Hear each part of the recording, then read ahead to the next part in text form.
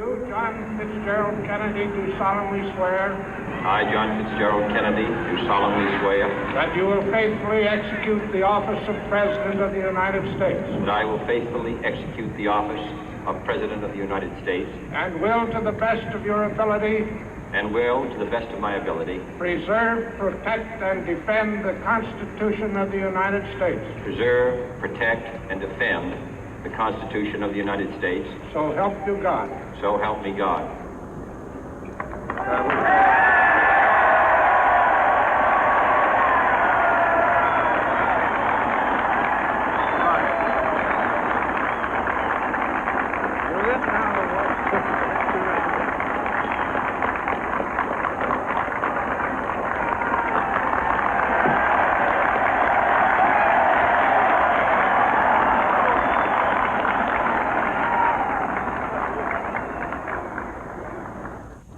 Vice President Johnson, Mr. Speaker, Mr. Chief Justice, President Eisenhower, Vice President Nixon, President Truman, Reverend clergy, fellow citizens.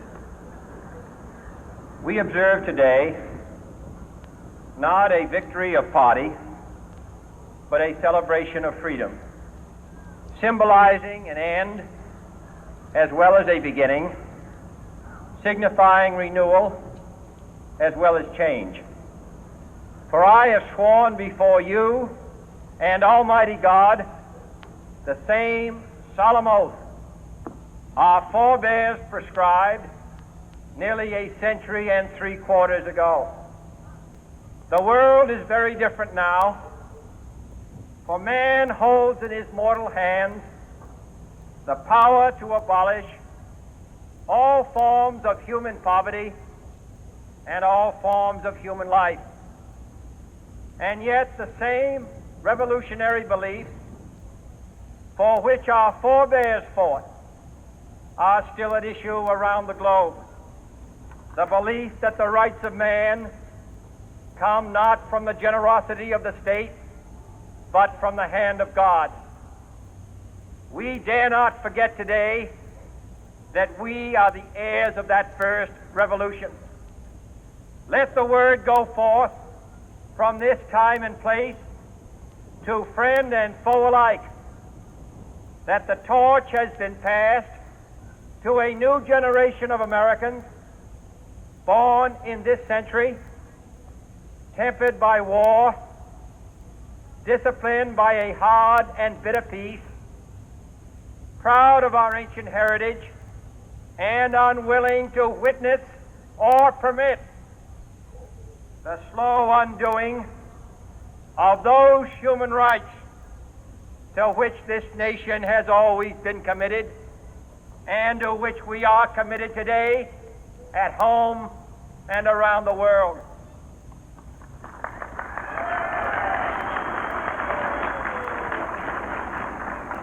Let every nation know, whether it wishes us well or ill, that we shall pay any price, bear any burden, meet any hardship, support any friend, oppose any foe to assure the survival and the success of liberty.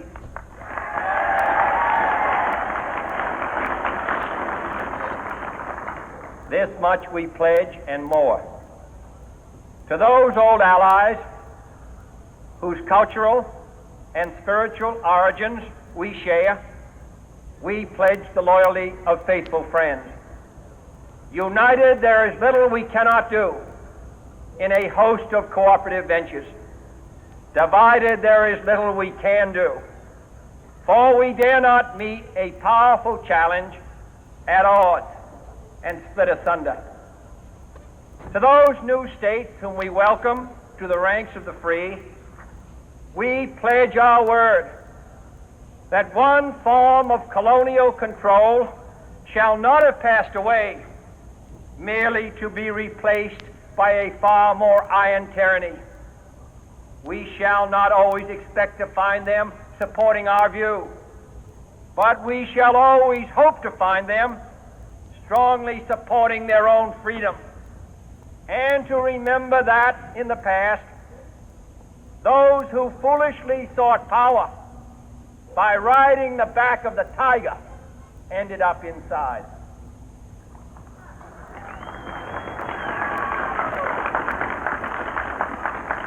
To those people in the huts and villages of half the globe struggling to break the bonds of mass misery, we pledge our best efforts to help them help themselves for whatever period is required, not because the communists may be doing it, not because we seek their votes, but because it is right. If a free society cannot help the many who are poor, it cannot save the few who are rich.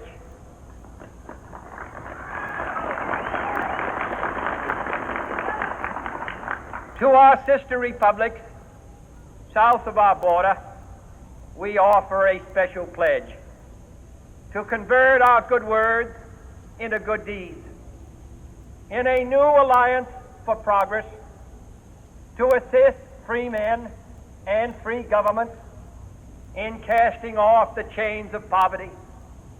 But this peaceful revolution of hope cannot become the prey of hostile powers. Let all our neighbors know that we shall join with them to oppose aggression or subversion anywhere in the Americas. And let every other power know that this hemisphere intends to remain the master of its own house.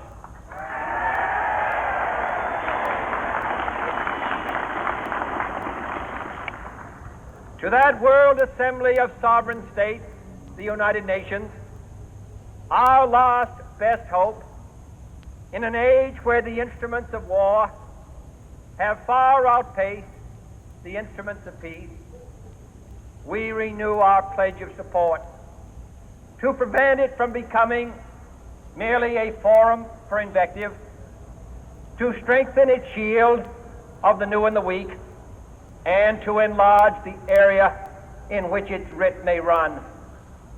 Finally, to those nations who would make themselves our adversary, we offer not a pledge, but a request that both sides begin anew the quest for peace. Before the dark powers of destruction, unleashed by science, engulf all humanity in planned or accidental self-destruction, we dare not tempt them with weakness, for only when our arms are sufficient beyond doubt can we be certain beyond doubt that they will never be employed. But neither can two great and powerful groups of nations take comfort from our present course, both sides overburdened by the cost of modern weapons, both rightly alarmed by the steady spread of the deadly atom, yet both racing to alter that uncertain balance of terror that stays the hand of mankind's final war.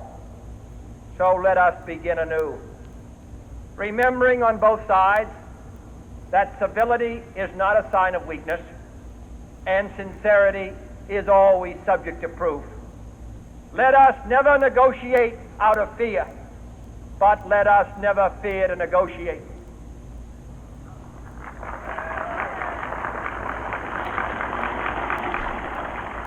Let both sides explore what problems unite us, instead of belaboring those problems which divide us. Let both sides, for the first time, formulate serious and precise proposals for the inspection and control of arms, and bring the absolute power to destroy other nations under the absolute control of all nations.